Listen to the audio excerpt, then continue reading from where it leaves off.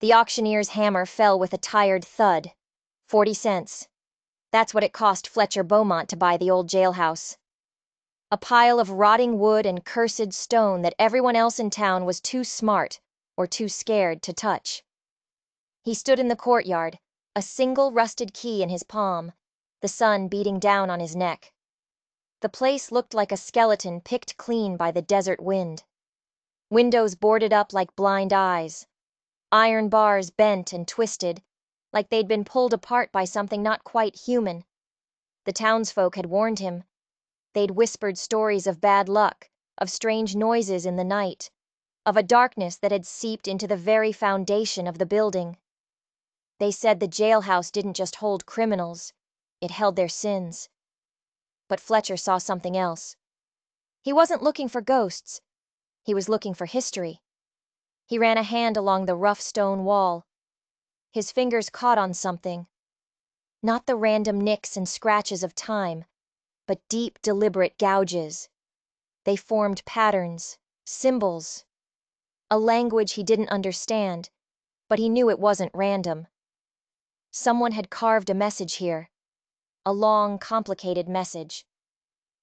He pushed open the heavy front door, the hinges groaning in protest. The air inside was thick and stale, tasting of dust and regret. He stepped into the first cell, and his breath caught in his throat. The walls were covered in them. Thousands of symbols, etched into every available inch of stone. Arrows pointing to nowhere. Circles with strange lines radiating from them. Numbers that didn't seem to be in any order he recognized. It was the work of a madman, or a genius. Each mark was sharp, precise, as if someone had spent years, maybe decades, carving their secret into the stone. And that was the strangest part.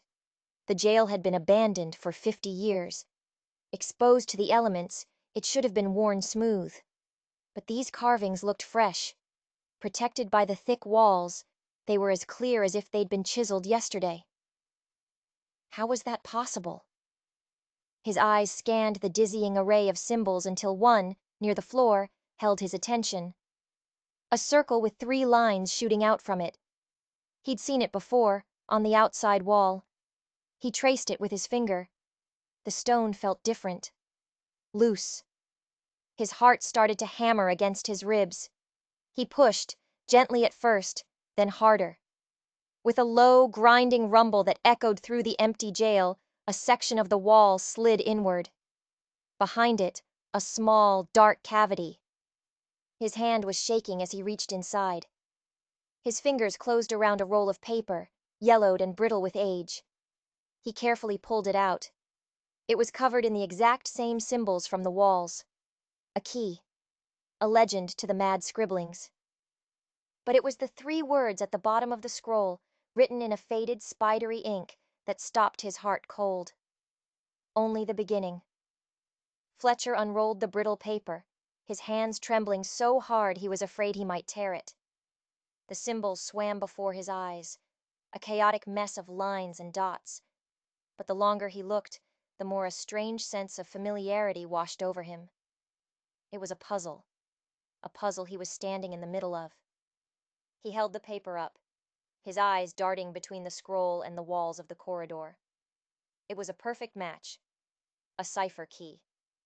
The first symbol, that circle with the 3 lines, was carved above the door of every single cell. It meant something.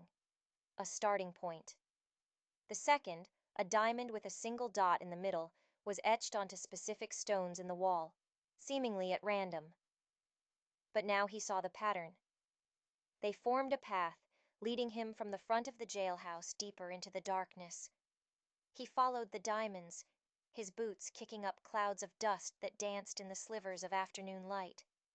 The path led him to the far wall of the main cell block, and there, carved deep into the stone floor, was the 3rd symbol from his paper, an arrow pointing straight down. He dropped to his knees, his heart pounding a frantic rhythm. He brushed away a thick carpet of dust and debris. The floorboards here were different. The wood was a lighter color. The nails were less rusted.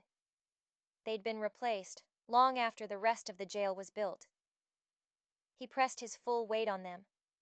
They groaned but didn't budge. He ran his fingers along the seam where the wood met the stone, searching for a latch, a handle, anything. His fingertips found a tiny gap, just wide enough to get a purchase. He pulled. The entire section of flooring lifted up as if on hidden hinges.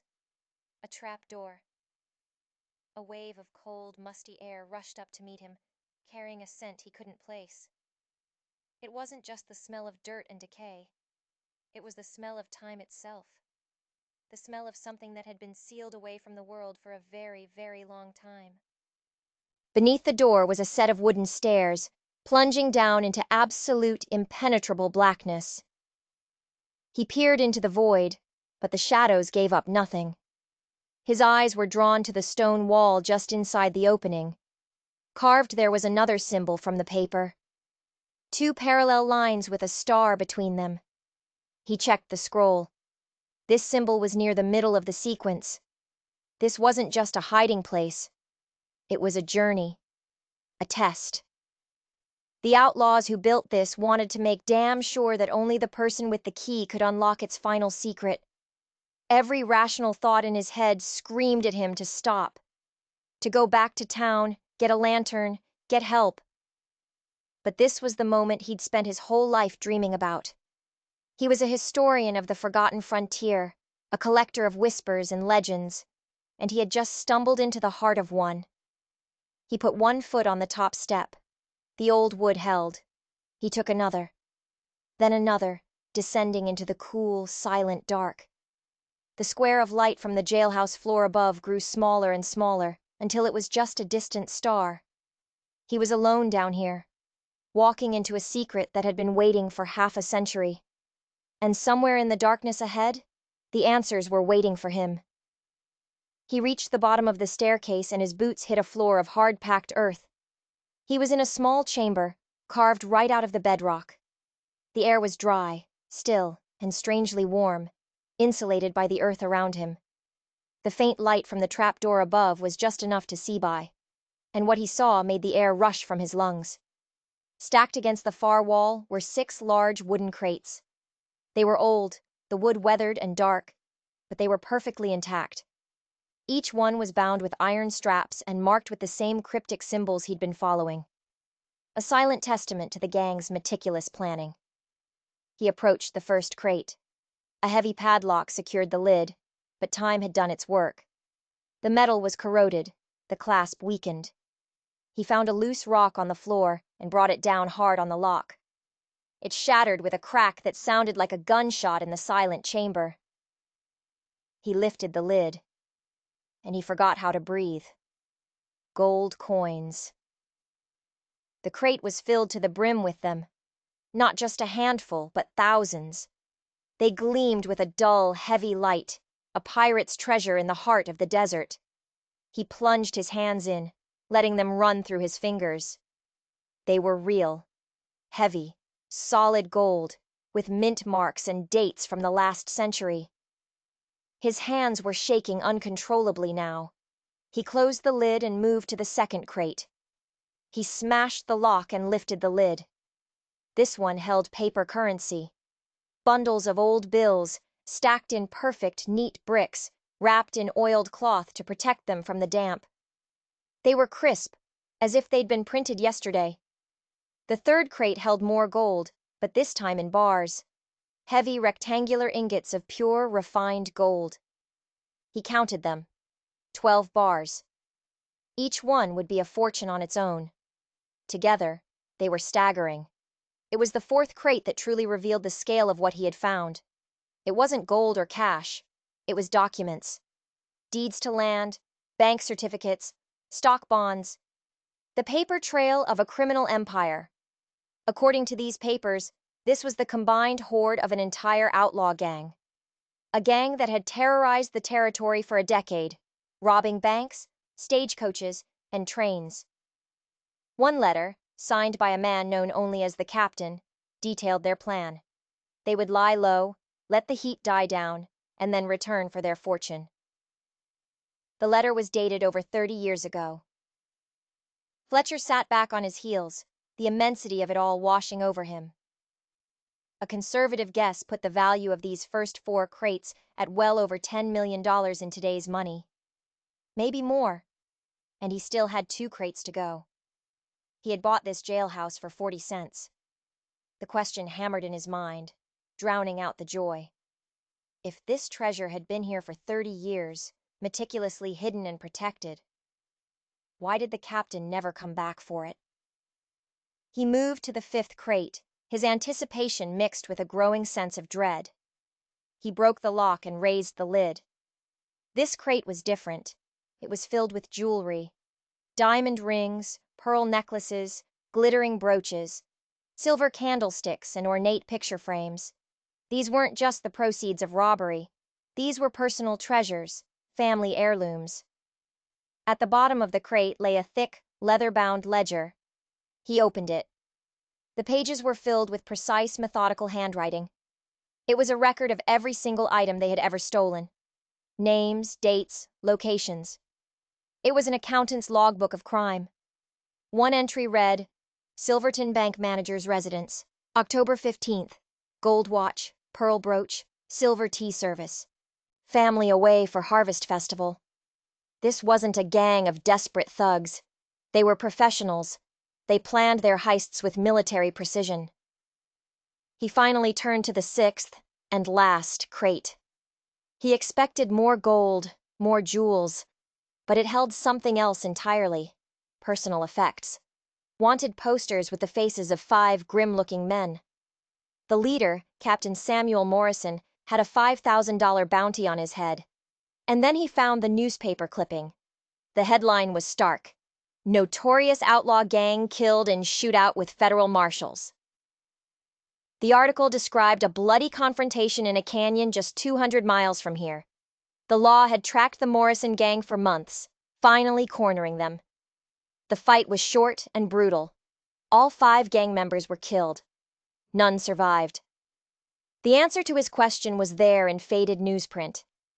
The captain never came back because he was dead, buried in an unmarked grave. But as Fletcher sat there, surrounded by the lost fortune of dead men, he saw something else at the very bottom of the crate, half buried under the wanted posters. It was another book. A small, leather-bound journal, nothing like the gang's ledger. The leather was worn smooth, the corners soft. He picked it up. The handwriting inside was completely different. It was neat, elegant, the writing of an educated man. It was a personal diary, and it didn't belong to any of the outlaws. He turned to the first page. Written in crisp black ink were the words, Property of Deputy Sheriff Thomas Webb. Fletcher's blood ran cold. The deputy sheriff? What was his private journal doing in a box of outlaw loot? He flipped through the pages. They were filled with daily observations, notes on cases, thoughts on the town. Until he reached the final entry. The date was just 1 day after the shootout that killed the Morrison gang. The handwriting was rushed, frantic. Morrison is dead. They all are. The secret is safe with me now. The map is my insurance. The secret wasn't just safe from the deputy, it was safe with him. Fletcher dropped the journal as if it were on fire. This changed everything. The lawman wasn't the hero of this story. He was part of it. He knew about the treasure. He knew about the map carved into the walls. He hadn't found the treasure. He had hidden it. The implications crashed down on him. He owned the jailhouse, but did he own what was inside? This wasn't just abandoned property. It was stolen property. And it was tied to a corrupt lawman. This wasn't a simple treasure hunt anymore. It was a conspiracy. He carefully put everything back, his mind racing. He had to be smart about this. He needed legal advice. But who could he trust in a town where the law itself might have been dirty? As he climbed the stairs back into the fading light, he realized his 40-cent investment hadn't just bought him a building. It had bought him a 50-year-old secret. A secret that a man had died to protect. And now, it was his. Fletcher didn't sleep.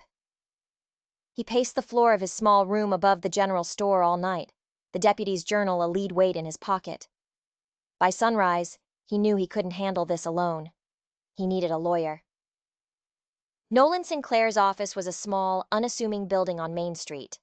The sign in the window advertised expertise in property law and territorial regulations. Perfect. Sinclair was a thin, sharp-eyed man in his 50s. He looked up from a stack of papers as Fletcher walked in. "Mr. Beaumont, I heard you bought the old jailhouse. An interesting choice for 40 cents. Fletcher sat down, trying to keep his voice steady. "I have some legal questions about property ownership." He explained the situation hypothetically. If someone buys a building, do they own everything inside? Even things left by long-dead occupants? Sinclair listened intently, his fingers steepled under his chin. Generally, yes. If there are no known heirs and the property was officially abandoned, items found within could legally belong to the new owner. But there are exceptions. "What kind of exceptions?" Fletcher asked, his pulse quickening. "Stolen property," Sinclair said, his eyes narrowing slightly. "Even if found on your land, stolen goods must be returned to their rightful owners, or their estates. The law is very clear on that point." The lawyer paused, leaning forward. "Mr. Beaumont, this isn't a hypothetical question, is it? Have you found something in that jailhouse?" Fletcher made a split-second decision. He couldn't reveal everything, not yet. Not the journal. "I found some items. They appear to be valuable." Sinclair's interest sharpened. He stood and pulled a thick legal volume from a bookshelf. "The key will be proving ownership. If the items were stolen, you are legally obligated to make every effort to return them. If the original owners can't be found, well, it becomes more complicated. You might have to involve federal authorities." A cold knot formed in Fletcher's stomach. The treasure was the proceeds of dozens of robberies. Untangling that legal mess could take years, and it would draw a lot of unwanted attention. "My advice," Sinclair continued, his voice low and confidential, "is to be extremely careful. Document everything. Photograph it. Record where you found it. But do not tell a soul, Mr. Beaumont. Not the sheriff, not your friends, nobody. A discovery of this magnitude. People get killed over things like this. You come back to me when you have a full inventory. We will handle this together." Fletcher left the office with a sense of unease he couldn't shake. The lawyer's advice seemed sound, but his intensity was unsettling. People get killed over things like this. Was it a warning or something else? He decided to do some research of his own before trusting Sinclair any further. He spent the afternoon at the county records office, digging through dusty archives. He looked up property deeds, birth certificates, family histories. He started with the name from the journal, Deputy Sheriff Thomas Webb. He found his records easily enough. A decorated lawman, died of a heart attack a few years after the Morrison gang was wiped out. Survived by one son. Then he looked up Nolan Sinclair. He traced the lawyer's family tree back through the generations. He found his father's name, then his grandfather's. He stared at the name, a cold wave of dread washing over him. Sinclair's grandfather wasn't some quiet farmer or merchant. His name was Samuel Morrison, the captain, the leader of the outlaw gang. Fletcher felt the floor tilt beneath him. The lawyer wasn't just a lawyer. He was the heir to the entire stolen fortune. He had been playing Fletcher from the moment he walked into his office. That wasn't legal advice. It was a trap.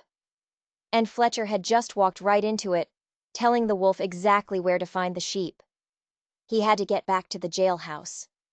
Now. Fletcher ran.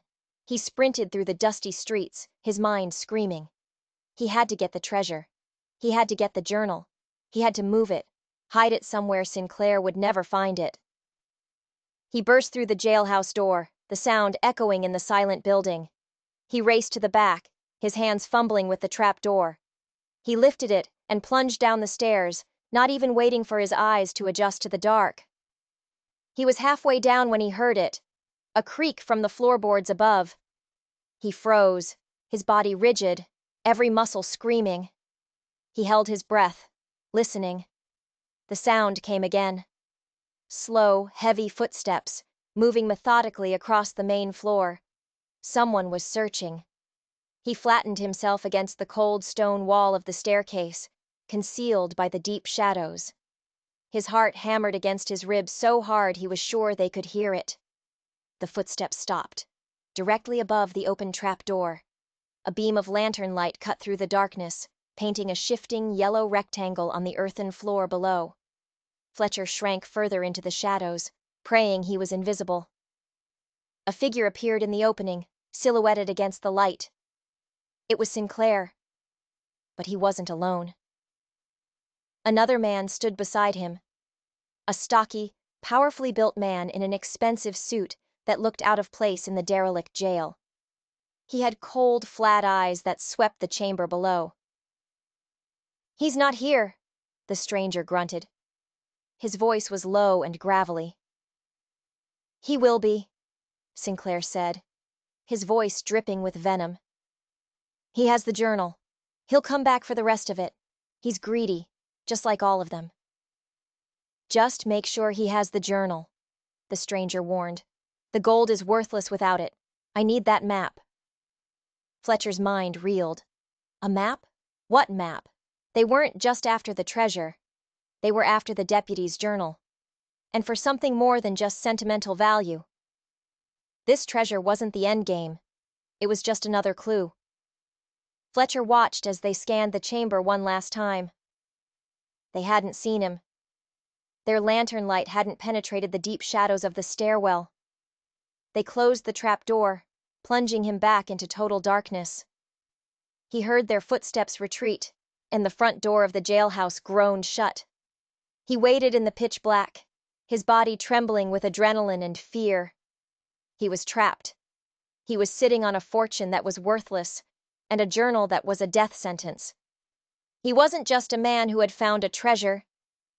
He was a man caught between two generations of criminals, the dead outlaws who hid the gold, and their descendants who were willing to kill to get it back. And they knew he had the one thing they truly wanted. He was no longer the hunter. He was the hunted. Fletcher waited in the suffocating darkness for what felt like an eternity. When he finally climbed back up to the main floor, the jailhouse felt different. Tainted. His sanctuary had become a cage. He knew he couldn't stay here. Sinclair and his dangerous friend would be back. He had to run. But where? The local sheriff was a fossil who couldn't handle a bar fight, let alone a conspiracy this deep. He slumped against a wall, his mind a whirlwind of fear and confusion. That's when he saw it. A piece of paper, folded neatly and slipped under the front door. His first instinct was that Sinclair had left it. Another threat. But this was different. The paper was clean, the fold precise. He picked it up. The note was short. The handwriting was strong and clear. "Sinclair is not who he says he is. They know you have the journal. They are after the second map. Do not trust anyone. If you want to live, meet me at Miller's Creek Bridge. Midnight. Come alone." A second map? The pieces were starting to connect. The treasure was a decoy. The journal was the real prize. But who had sent this note? Was it a trap? A way for Sinclair to lure him out into the open? It was a massive risk. But staying here was a death sentence. He had no choice. At midnight, Fletcher stood on the old wooden bridge, the creek whispering below him. The moon was a silver sliver, casting long, dancing shadows. Every gust of wind sounded like footsteps. Every rustle in the trees felt like watching eyes. A lone rider emerged from the darkness on the far side of the creek. The figure rode slowly, deliberately. Not with the swagger of a killer, but with the caution of a man walking into danger. The rider stopped in the middle of the bridge. In the dim moonlight, Fletcher recognized him. Marcus Webb. A quiet, respected local businessman who owned the general store. "Beaumont," Webb said, his voice low and urgent. "Thank you for coming. I wasn't sure you would." "Who are you?" Fletcher demanded, his hand hovering near the small pistol he'd tucked into his belt. "My name is Marcus Webb. My grandfather was Deputy Sheriff Thomas Webb." Fletcher stared at him, stunned. "The journal was his," Webb confirmed. "And everything you've stumbled into. It was his burden. Now it's ours." Webb told him the story. His grandfather, the deputy, wasn't corrupt. He was a hero. After the Morrison gang was wiped out, he discovered their plan to have an accomplice retrieve the stash. The deputy got there first. He found the treasure, the ledger, everything. But he couldn't report it. The gang was part of a larger criminal network. There were powerful, connected people who would have killed him to get that gold. So he hid it, right under their noses, in the abandoned section of the jail. He created the cryptic map on the walls himself, a code only he understood. He planned to one day find a way to return the stolen items without endangering his family. "The journal was his proof," Webb explained, his voice filled with a lifetime of inherited weight. "Proof that he wasn't a thief, but a protector." "Then who is Sinclair, and his friend?" "Nolan Sinclair is Samuel Morrison's grandson," Webb said, confirming Fletcher's discovery. "He's been hunting for his family's inheritance his whole life. The man with him is named Porter Boone. He claims to be a federal investigator, but he's a fraud. His great-grandfather was another member of the Morrison gang. They're a legacy of criminals, using their professions as a cover." The first note, the threat, had been from them. A clumsy attempt to scare Fletcher into revealing what he'd found. This second note, the warning, was from Webb. He'd been watching Sinclair for years, knowing this day might come. "But what about the second map?" Fletcher asked. "Boone said the gold was worthless without it." Webb leaned forward, his expression grim in the moonlight. "Because the treasure in the jail is just the beginning. It's bait. My grandfather discovered that the gang had an even bigger stash, the proceeds from the Great Western train robbery. A haul so massive it was never solved, never recovered. The location of that second treasure is hidden in a cipher, inside my grandfather's journal. That's what they were after. Not just the gold, but the map to a legendary fortune." "My grandfather died before he could finish his work," Webb said, his eyes burning with intensity. "He dedicated his life to protecting that secret, to one day seeing justice done. Sinclair and Boone want to finish their family's legacy of crime. I want to finish my grandfather's legacy of honor." Fletcher looked from Webb to the dark, rustling trees around them. He was standing at a crossroads, 50 years in the making.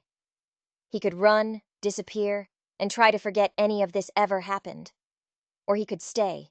He could fight. "What's the plan?" Fletcher asked. A slow smile spread across Marcus Webb's face. "The plan," he said, "is to give them exactly what they want." Fletcher and Webb became an unlikely team, bound by a dead man's secret. Webb, driven by the need to clear his family's name. Fletcher, a simple historian who had stumbled into the history book itself.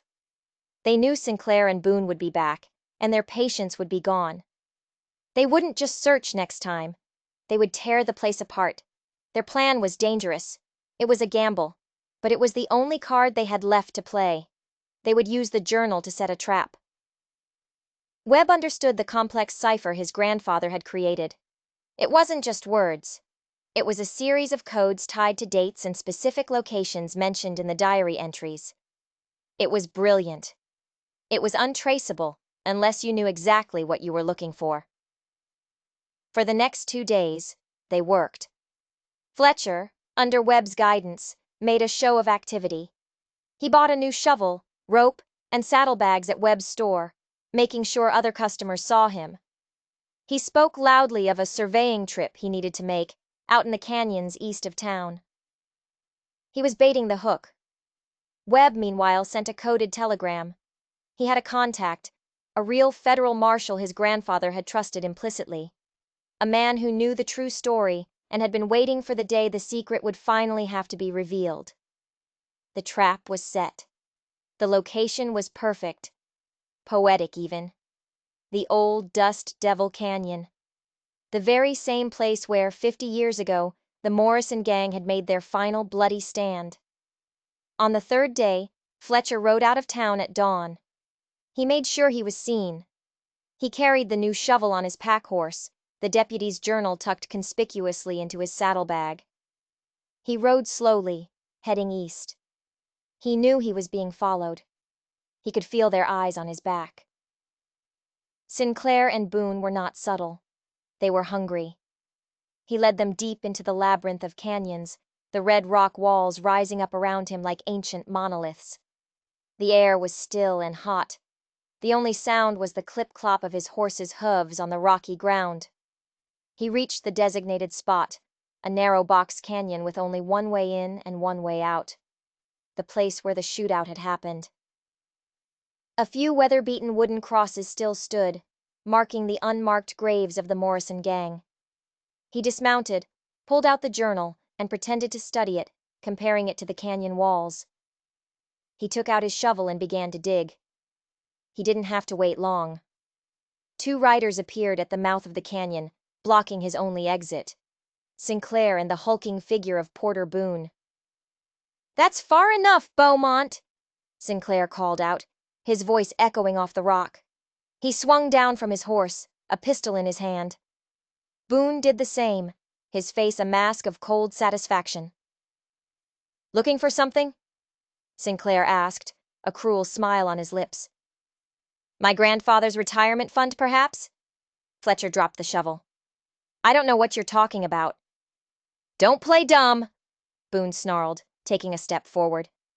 "The journal. Give it to us. Now." Fletcher slowly reached into his saddlebag and pulled out the small, leather-bound book. He held it up. "This is what you want?" he asked. "This whole thing, all of it, was for this?"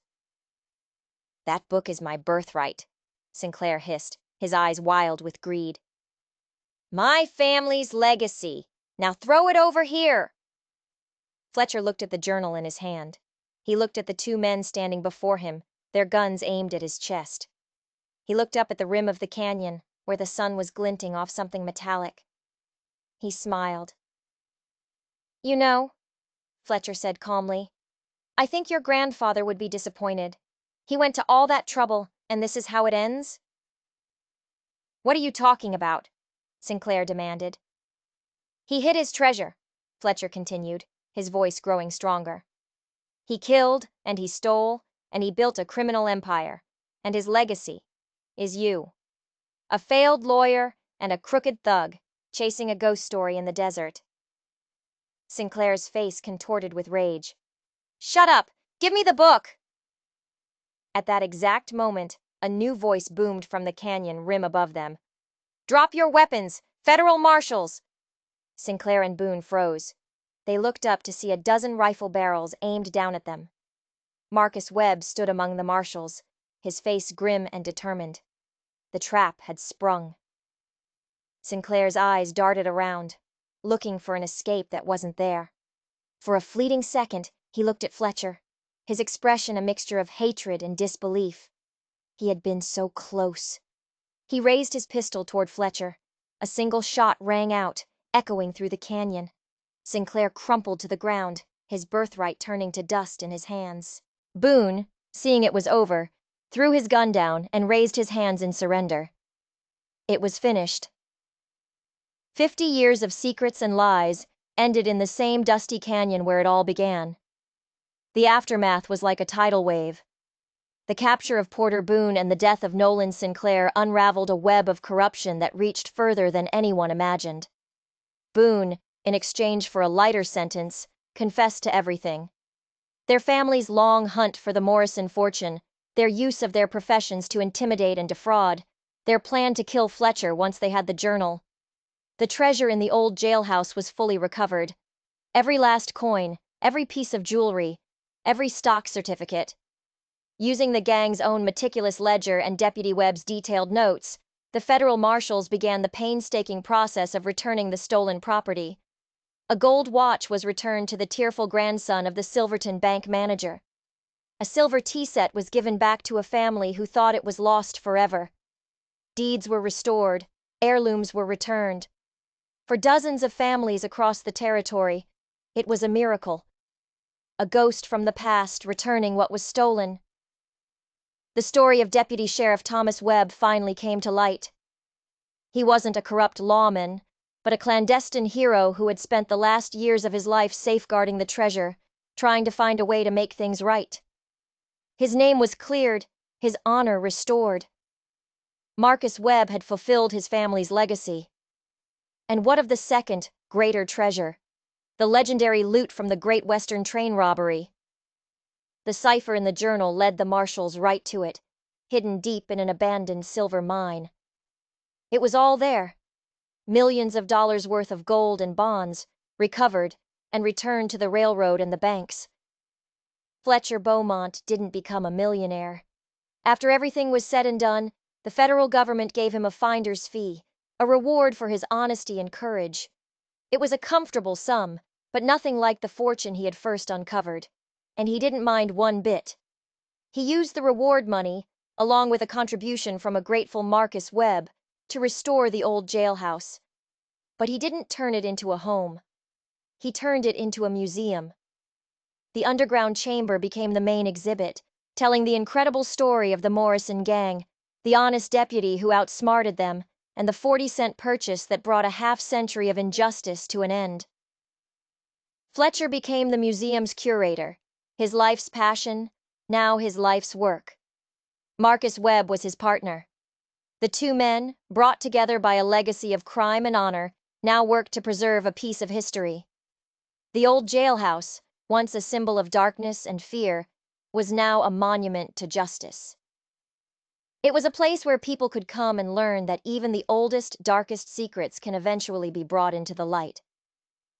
Fletcher often stood in the main cell block, running his hands over the strange symbols carved into the stone. They weren't a map to riches, they were a map to redemption. His 40-cent investment hadn't made him rich. It had made him part of the story. And for a historian, that was a treasure beyond any price. If you enjoyed this incredible story of discovery and justice, don't forget to hit that like button and subscribe for more unforgettable tales from the American frontier. Your support helps us bring these amazing stories to light.